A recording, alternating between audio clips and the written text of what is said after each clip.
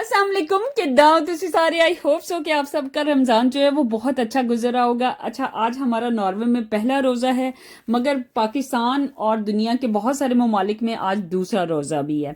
तो मैंने सोचा कि क्यों ना आज अपने पहले रोज़े की रूटीन और इफ्तारी की रूटीन जो है वो आप लोगों के साथ शेयर की जाए, आपको बताया जाए कि मुझे कितनी खुशी थी और मैंने क्या क्या तैयारी की पहले रोज़े के लिए। अच्छा, सबसे पहले तो जनाब यहाँ पे मैं ज़ोहर की नमाज अदा करने के लिए आ गई थी, क्योंकि इसके बाद मुझे करनी थी कुरान पाक की तलावत और फिर मुझे जाना था किचन में।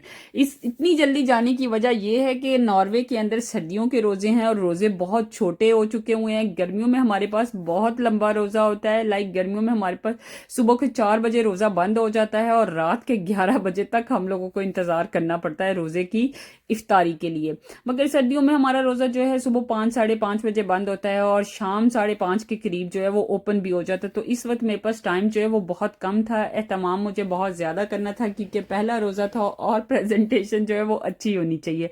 उसके अलावा भी पूरे रमजान भी माशाल्लाह से मैं रमजान की बहुत अच्छी तैयारी रखती हूँ, क्योंकि साल में एक दफा ये रोजा आता है और रमजान का महीना आता है, तो इसमें इसकी कोई खुशी ही अलहदा होती है। अच्छा, आज मैंने मेन्यू जो सोचा हुआ था उसमें मैंने बनाना था मटन पुलाव।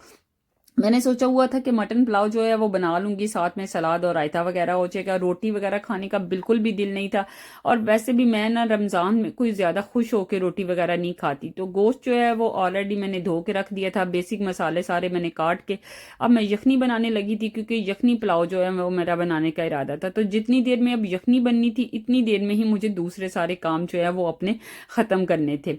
अच्छा, यहाँ पर यखनी पुलाव को मैंने बनाने के लिए रख दिया हुआ था, मतलब अभी उसमें सारी चीजें मिक्स ही कर रही थी, मसाला वगैरह प्याज और जितनी भी हैं बेसिक मसाले वो काट रही थी।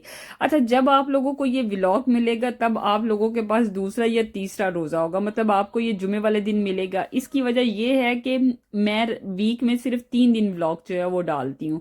तो मैं ये व्लॉग आज अपने पहले रोजे को कवर करने के लिए कर रही हूँ और आपको ये मेरा व्लॉग कल मिलेगा।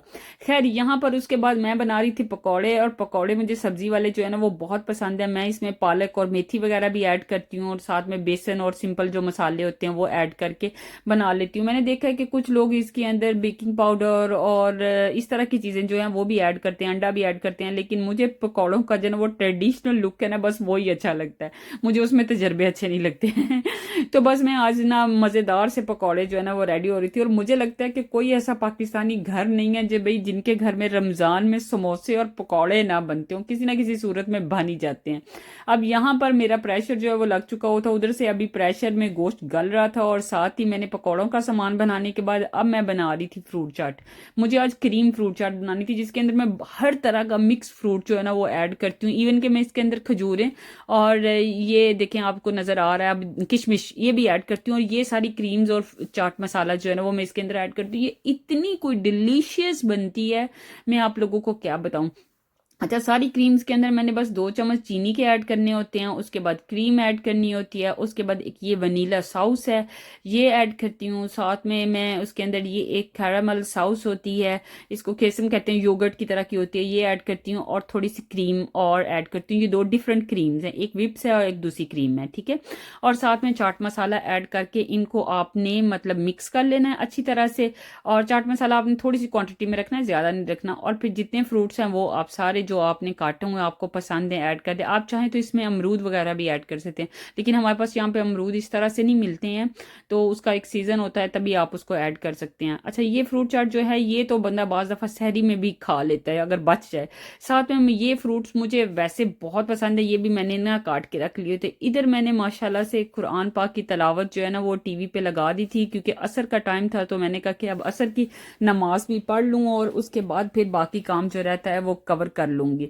अब जना मेरा गोश्त गल चुका हुआ था और अब मैं बना रही थी पुलाव। चावल जो है वो मैंने भिगो के रख दिए हुए थे, और पुलाव कंप्लीट करने के बाद साथ ही जैसे ही पुलाव पक रहा था तो मैंने अब सलाद की तैयारी शुरू कर दी थी, सलाद को काट रही थी। और ये जामी शीरी हमेशा की तरह जितना भी कोई मुल्क तरक्की कर ले भाई ये जो डब्बा है ना हमें इसी तरह से खोलना पड़ता है।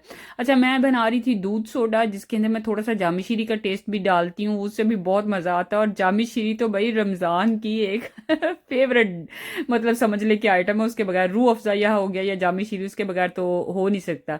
और जनाब अब वो उसको रेडी करने के बाद मैंने फ्रिज में ठंडा होने के लिए रख दिया था, और अब थी फ्राइड आइटम्स की बारी, जिसके अंदर मैं समोसे बना रही थी, पकौड़े बना रही थी, और ये स्प्रिंग रोल जो जिसकी रेसिपी मैंने आप लोगों के साथ शेयर की थी, इसको मैंने फ्रिज में फ्रीज करके रखा था। अब माशाल्लाह से सारी चीज़ें जो हैं वो यहाँ पर रेडी हो चुकी थी, इफ्तारी का टाइम भी हो चुका हुआ था, जिसमें पुलाव थे, पकोड़े, समोसे, रोल, चाट, सब कुछ माशाल्लाह से रेडी था।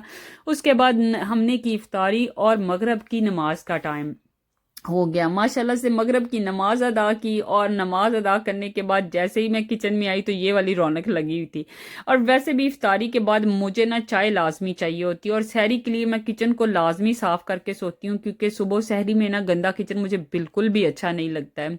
तो खाना मैं जो है वो साथ में ही खा लेती हूँ जब इफ्तारी कर रहे होते हैं। कुछ लोग बाद में खाना खाते हैं, लेकिन मैं इफ्तारी के साथ ही फटाफट खा के उसके बाद फिर आराम से चाय पीती हूँ और फ्रूट चाट इंजॉय करती हूँ। मुझे फ्रूट चाट जो है ना वो इफ्तारी में उसी वक्त अच्छी नहीं लगती, मैं तब नहीं खाती, बाद में आराम से चिल करके बैठ के मैंने खानी होती है। और ये जनाब साहब मेरा किचन जो है अब साफ हो गया है माशाल्लाह से, बिल्कुल नीट। और अब मैं अदा करूंगी ईशा की नमाज, तरावी अदा करूंगी, और उसके बाद फिर इंशाल्लाह ताला सो जाऊंगी, और सुबह आपसे मिलूंगी एक नए व्लॉग में। मेरी तरफ से आप सबको अल्लाह हाफिज।